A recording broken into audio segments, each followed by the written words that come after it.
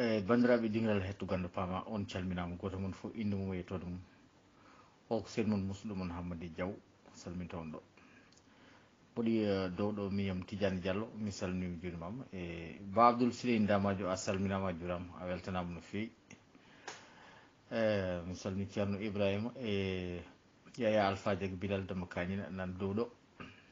on calminama on jurama mi salmini ardiɓe ɗingal ngal hono Don Sampato Diallo ene wonde ceerno Koda Ba on calminama on jurama bandiraɓe e namde noon kewɗe ɗe gaari ɗo yolde hakkude he hanki fade hande ɓaade joɗɗo hewani no fewi ma en mefti hen seeɗa tan ɗo kadi moften ko heddi ko kadi ha ɗeɗo balɗe gartoyen hen ɗo joni ko ɗon joni jippiɗen paɗen ko jamma men ko joni fuɗɗoto kono ma en mbatten seeɗa tan haade men yaade ko ganduɗen hen ko kadi goppiɗen anduɓeɓe kadi jokkita ko heddi ko on calminama noon on jurama e hol musidɗo e fuɗɗoro professeur Alassane Kalidou Ba mi salmini mi jurimama Allah jarama a jarama ko laɓɓitinɗa kadi ko kalmi ñanden ko vraiment Allah jarama a jarama an ka référence eyyi ko mbiɗa ko rose des vents no kalɗa ɗum e arab ni eyyi ko rose des vents ko way kono hoodere ni hoodere nde waɗi pecce adano no fewnirono ko pecce nayyi woni des 4 points cardinaux est ouest nord sud woni funnague hirnague rewo e worgo e nder ɗum noon ɓaade ko météo wanno ɗum waɗede ƴeewe kenel ɗi to gummorto e kenel ɗi no jarata ɓe mbaɗa ɗum pecce ha woni pecce 32 on étoile on mbiyata rose des vents aviation noon ƴetti ɗum kadi waɗi ko wiyete rose des cap o ene wayno ko gotum tan e rose des vents o kañumne ko ɓetata ko angle hakkude nord e nokku ɗo tindiɗa ɗo sa nani wiyama 10 degré 20 degré ha so woni 0 degré woni nord woni banggue otomi jumde kadi mo banggue hirnague somi jumani a wattinomi e lawol ñanden banggue hirnague e 90 degré capanɗe 9 degré woni banggue funnague woni est e 180 degré woni banggue funnague e 360 degré 270 degré woni banggue hirnague donc pecce gonɗe hakkude ɗe eɗen en ngalana ɗum inde mi nanani meeɗa nanden haale nord est hakkude nord e est hakkude est e sud nord sud est nord est sud ouest nord ouest gueɗe mbaɗe noon pecce gonɗe hakkude ɗe e kala ɗo mbi sa wi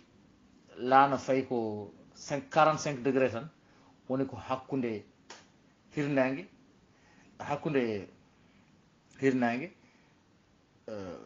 no wiyete kadi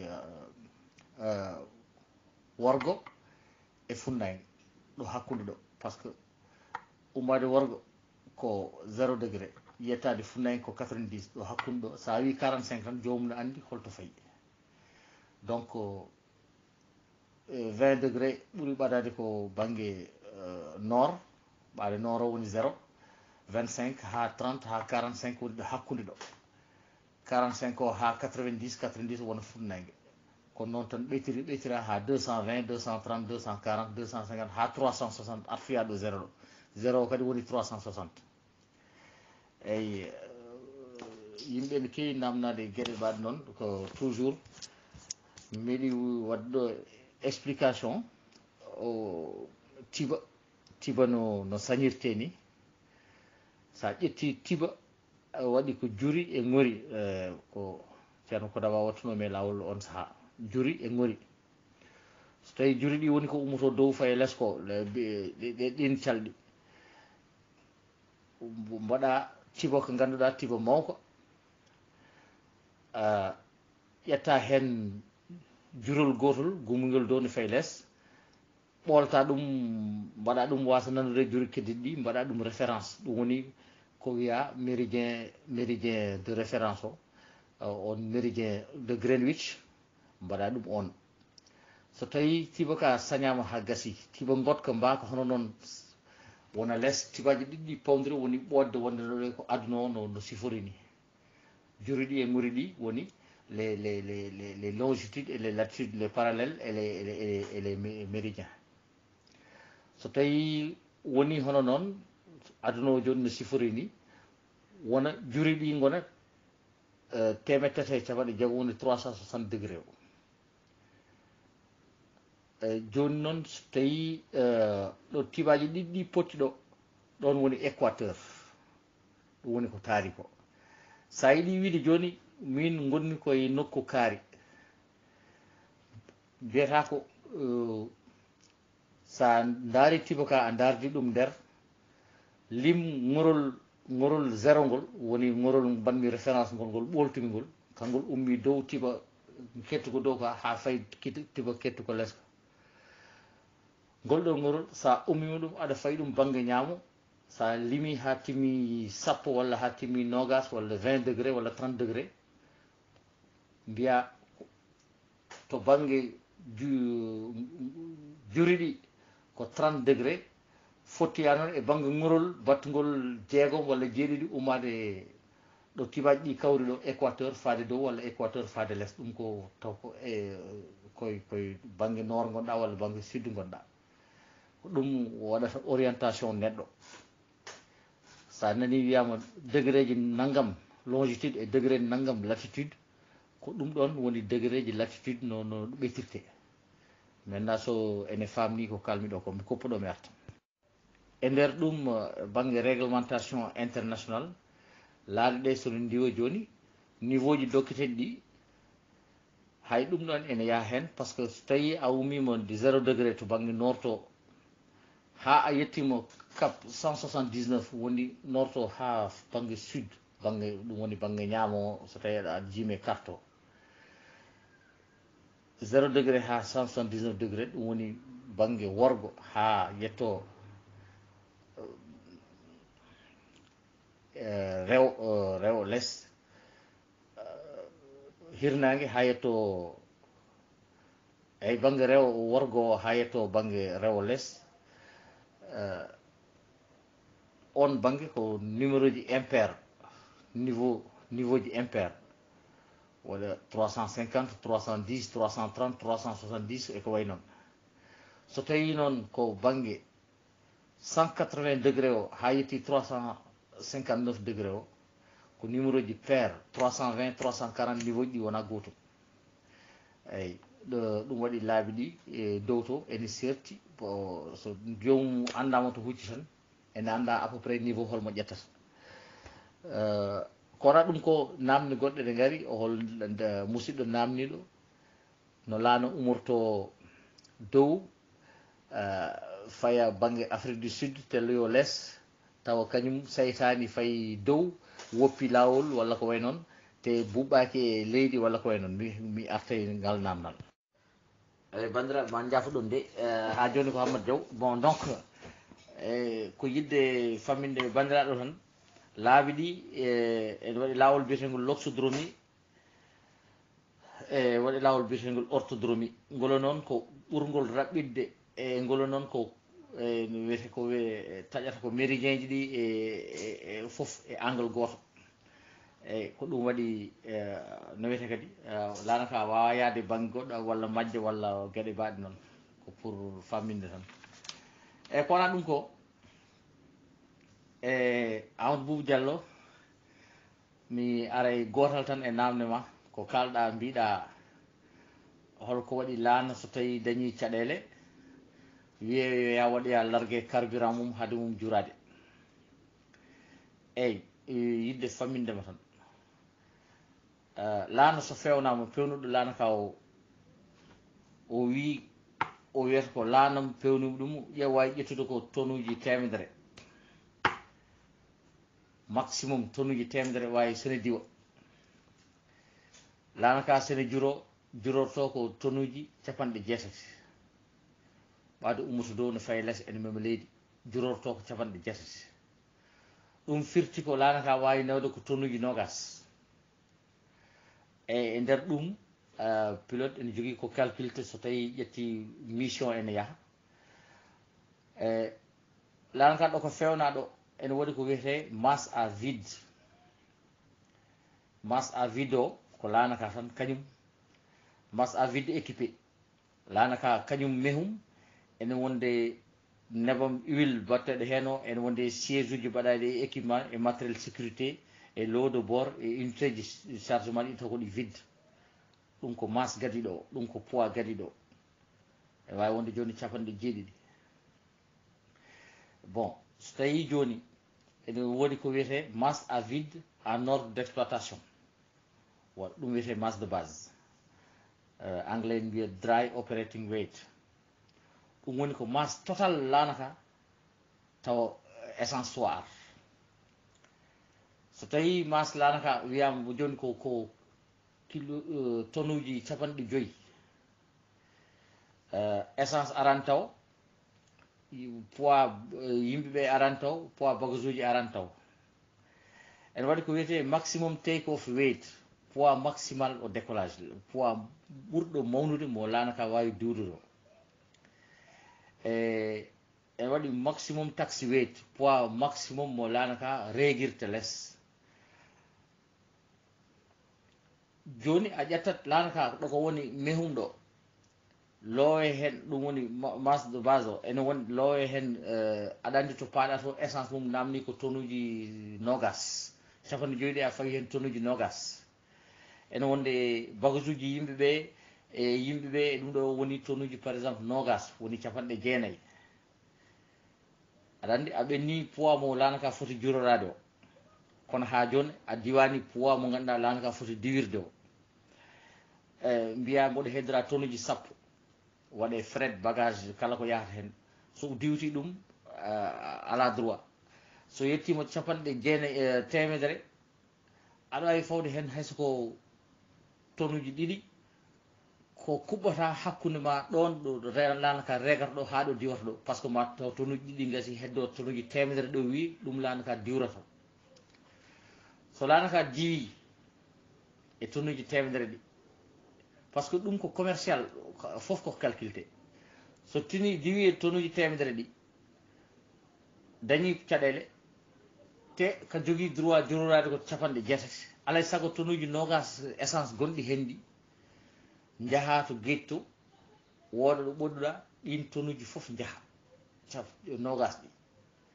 essence kañum so yalti e weeyo tan wontata ko ɗum ɗo wontata ko hendu mbaɗa ɗum largue ha laaɓa garta noon nde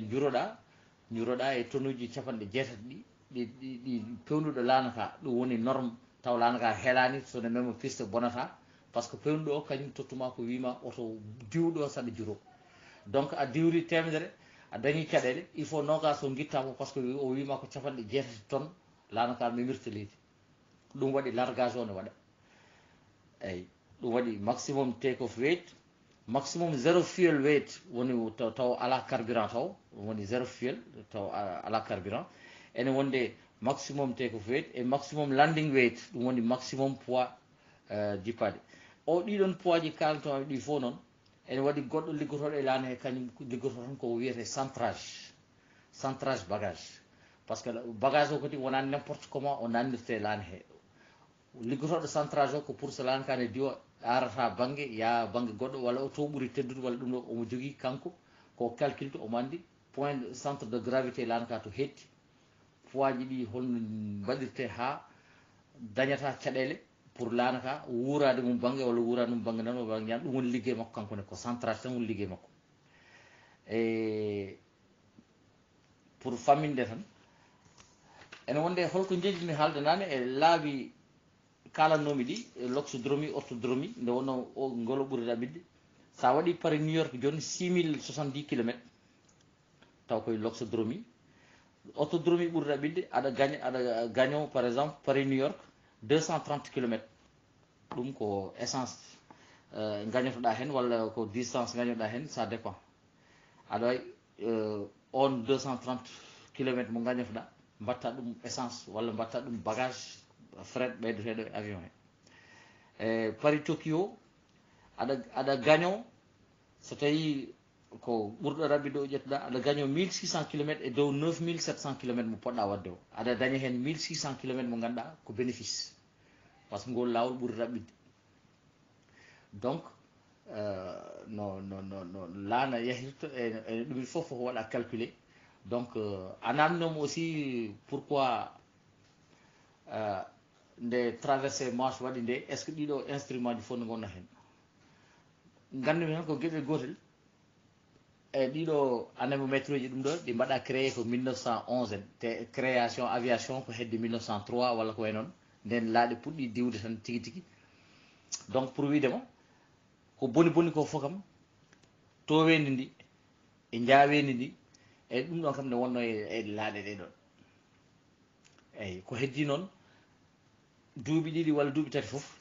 wodat ko waɗi ko hesɗi ko ganduɗa koko fewna ɗum wiye ɗum ɗo ɓuuri moƴƴude kadi laaɗe kese ɗe mbaɗe hen laaɗe kese garɗo joni ɗe ko mbaɗi ko laaɗe adana ɗe galaɗo ɗum yahat tan ene technologie ne yaara yesso ene ɓeydo eyyi donc ko pour yidde wiide noon tan bon ko heddi ko noon so anduɓe gaari kadi ma wot ko jokki hen bon namde keddiɗɗe noon jowen ɗum tan ha mi dañi a jot banggue lawol gongol so Allah jaaɓi so tawi ne waɗi perguite noon oɗon ñaaga yafuya no fewi kadi pulaar o kadi yarani noon on calminama on juurama Amadou Boubou Diallo mi salminima juurimama e namde ma baɗɗe fayida an mboɗani ko namdoɗa kam ko ni mataw ko an ɓuurmi ɗum andude ko noon mbimami kañum compagnie fof ene jogui no liggorto kala compagnie ene jogui no liggorto ɗum koye nder compagnie ji tan wawi andede so tawi jomum ne daña hen gartam addani compagnie bénéfice walla ko way noon daña hen gartam walla ɗum koye compagnie fof ne jogui no liggorto compagnie fof jiida no américain liggorto ni eno français liggorto ni eno africain liggorto ni fof wona gotum eyyi ko wona ɗum ko change de plan de vol taw laanane diwa ene wawi change de plan de vol ɗum koye contrôleur hokkatma autorisation oɗon change de plan de vol surtout heewi wadde koye météo so tawi météo boni no cikkirinoɗa ni noon jogori deejurude weeyo ngo taw deeƴirani hono noon te to ndewata to aɗa huuli hawrude ko wiyete ko des orages ɗi ganduɗa ene wawi bonnude hunde laana he walla bonna hunde ɗum ɗo ko way noon aɗa wawi wadde changé plan de vol taaroɗa ɗum par ce que sa yi par exemple ƴiwole bonɗe ƴiggittoɗe sa yi asaman ɓawlo wiye kurum taw nder to ne waɗi gueɗe ganduɗa ne wawi holko bonnata e lawol he aɗa wawi change de plan de vol walla nodda mbiya bon holko jiimi yeesam ɗo fewani par ce que aɗa jogui radar mo ganduɗa ne ƴetta météo ene holluma yeeso wonde to ndewata to ɗum ɗan so wojji ha ɗumini tan ɗum woni rouge magenta aɗa faama wonde météo moƴƴani taaroɗa ƴiwole ɗe ɗon walla gueɗe mbaɗe noon walla keneeli mawɗi bonɗi walla gueɗe mbaɗe noon aɗa wawi tarade ɗum donc ɗum ne waɗe changé plan de vol eyyi so tawi kadi holko kewi a paani aɗa wawi wadde changé plan de vol au lieu jettoɗa to panɗa to ceela aɗa fayi ummi Sénégal aɗa fayi France a dañi panne mo ganduɗa paano ala sago ma dartina lawol ma aɗa wawi selde jippuɗa Maroc lanaka fewne walla ko fewane hen ko fewne walla ko way noon change a lawol après ɓenna walla calɗa Espagne walla ko way noon gueɗe mbaɗe noon plan de vol ne wawi changé de e lawol ɗum kam ala probléme ene woodi joguiɓe plan de vol ne heewi façon ji waɗi plan de vol mo ganduɗa ko vol ma hande o tan aɗa yiiɗi wadde plan de vol so tawi compagnie mo ganduɗa wowi ko ñande fof ko ya garta on plan de vol wiyete ko plan de vol répétitif ko plan de vol mo ganduɗa ko ñande fof ko mbaɗaɗo ɗum ko a waɗimo déposé a gayni mbiya waɗi ɗum mbatta coché ñande fof mbaɗanmi décollage ko 4 heures jettoytomi to ko 10 heures jamma air sénégal ummoto ɗo France ko 16 heures yettoyto Dakar ko 22 heures jamma ɗum ko ñande fof donc plan de vol répétitif on wona komo déposé ñande fof so déposé am lawol gotol ko pour hankkadi so wona ɗum ko pour ñande fof donc waɗi plan de vol ne heewi façon aji par ce que ko yiɗi a haalede hen ko foof ne heewi no fewi ne yaajine kadi ko ɗum waɗi noon mais plan de vol ne wawi changé de lawol eyyi noon mi salminima mi juurimama namdema ne mbaɗi fayida no fewi Allah jarama